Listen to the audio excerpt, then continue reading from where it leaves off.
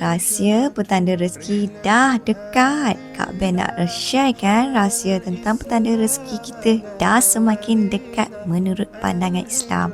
Kadang-kadang kita rasa dah lama usaha tapi rezeki masih belum tiba. Jangan risau. Sebenarnya Allah sentiasa ada rancangan terbaik untuk kita.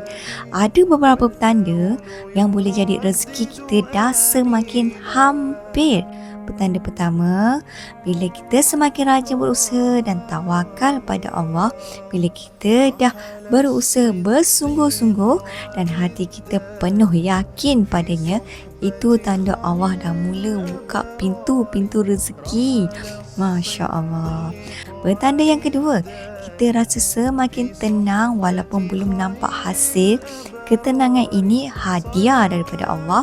Hati yang tenang, Allah reda dengan usaha kita. Dan rezeki sedang dalam perjalanan nak sampai tu.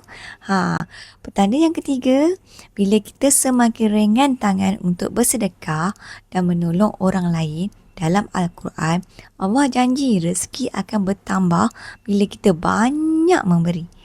Mungkin ini yang ramai belum sedar. Dalam rezeki kita ni ada rezeki untuk orang lain dikongsikan.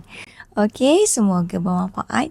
Jangan lupa like, share dan komen. Alhamdulillah, semoga rezeki kita semua dipermudahkan oleh Allah SWT.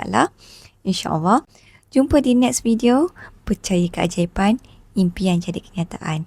Assalamualaikum.